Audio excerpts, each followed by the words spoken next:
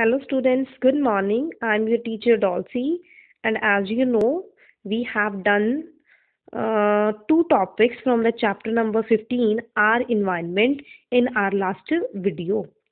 Okay, in today's lecture, we are going to discuss or start up the leftover chapter from the part the types of ecosystem and the components of ecosystem. So, first of all, I told you what the ecosystem is. So, ecosystem is the unit of environment which has both biotic and abiotic components of life. Means ecosystem के अंदर वो सारे components आते हैं जिसके through हमारी life क्या करती है, सरवाइव करती है। चाहे वो कंपोनेंट कौन से हों, बायोटिक हों, चाहे वो कंपोनेंट्स कौन से हों, एबायोटिक हों, दोनों कंपोनेंट्स कंबाइन होके हमारा क्या बनाते हैं, इकोसिस्टम। और दोनों ही कंपोनेंट एक दूसरे को डायरेक्टली और इनडायरेक्टली क्या करते हैं, अफेक्ट करते हैं। बायोटिक कंपोनेंट्स में आ जाते हैं हमारे प्लांट्स और एनिमल्स, और एबायोटिक कंपोनेंट्स में हमारे आ जाते हैं temperature, rainfall, wind, soil, minerals etcetera. So for today's we are going to start up with activity number 15. So 15.3, so you must seen that you have an ecosystem in the form of artificial ecosystem, that is aquarium, and you want to know that which kind of abiotic and biotic factors are there which influence the life in the aquarium. For example if you want to maintain, अगर आप बनाना चाहते हो कोई aquarium, तो आपको ये पता होना चाहिए कि हमें हमारी जो फिशेज हैं उनके लिए प्रॉपर क्या होनी चाहिए, फ्री स्पेस होनी चाहिए उनकी स्विमिंग के लिए। उसके लिए हम क्या लेते हैं, एक बड़ा जार लेते हैं ग्लास का, फिर उसमें sufficient amount of water add करते हैं, फिर उन्हें प्रॉपर एरेशन प्रोवाइड करते हैं, एयर प्रोवाइड करते हैं in the form of oxygen aerator के थ्रू, और फिर हम टाइम टू टाइम क्या करते रहते हैं, फूड ऐड करते रहते हैं। एज यू नो, जो आर्टिफिशियल इकोसिस्टम होते हैं वो सेल्फ सस्टेनिंग नहीं होते। सेल्फ सस्टेनिंग का मतलब है वो अपनी नीड्स खुद कंप्लीट नहीं कर सकते, तो उनकी नीड्स हमें खुद ही कंप्लीट करनी पड़ती हैं।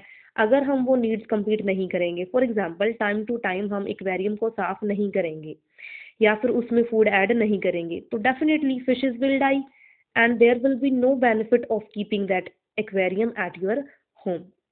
Okay, so next point here is about the decomposers, consumers, producer.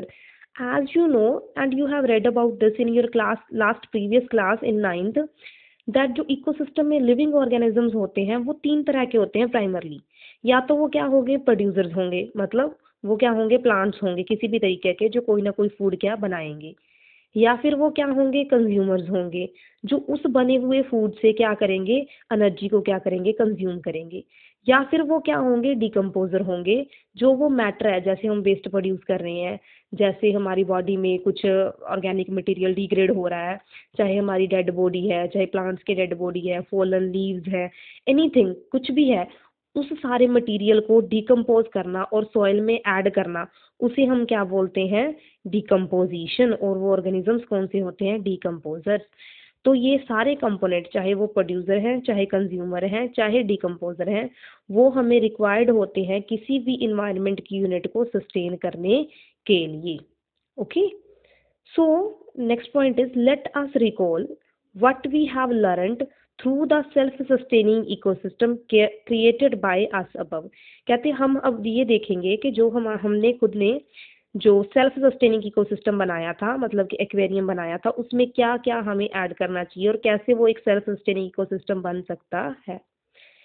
First of all हमें ये पता होना चाहिए कि हम पहला कंपोनेंट कौन सा ऐड करते हैं, प्रोड्यूसर्स। तो वो प्रोड्यूसर्स अपना खाना खुद प्रोड्यूस कर सकें, उसके लिए उन्हें क्या चाहिए, रॉ मटेरियल कौन सा होता है फोटोसिंथेसिस का, एक तो कार्बन डाइऑक्साइड, एक वाटर और एक sunlight.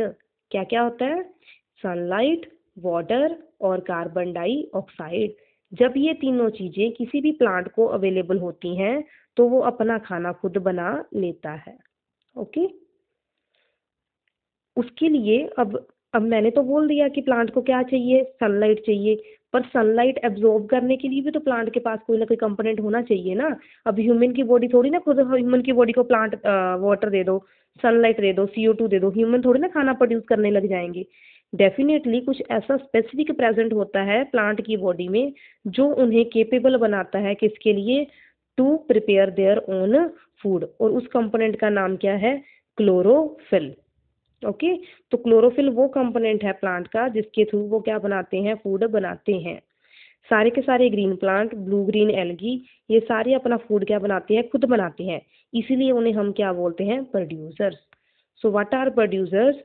Producers are all those green plants and blue-green algae which are capable of producing their own food in the presence of sunlight because they have chlorophyll to trap the sunlight for photosynthesis. Okay, producer की definition अच्छे से याद कर लेना। वो green plants और वो green algae जो अपना खाना खुद बना सकते हैं सनलाइट की हेल्प से, फोटोसिंथेसिस के प्रोसेस के थ्रू, उसे हम क्या बोलते हैं? प्रोड्यूसर्स। नेक्स्ट जो ऑर्गेनिजम्स हैं वो कौन से हैं? कंज्यूमर्स। सो कंज्यूमर कौन से होते हैं? Consumers are those organisms which consume the food produced either directly through producer और इनडायरेक्टली। फॉर एग्जाम्पल, मतलब जो कंज्यूमर होते हैं वो अपना खाना लेते तो किससे हैं? प्रोड्यूसर से ही लेते हैं, चाहे डायरेक्टली, अगर तो वो हर्बीवोर है तो वो डायरेक्टली किस पे फीड करेंगे? हर्ब्स पे, मतलब प्लांट पे, तो वो डायरेक्टली डिपेंडेंट हो गए किस पे? प्रोड्यूसर पे।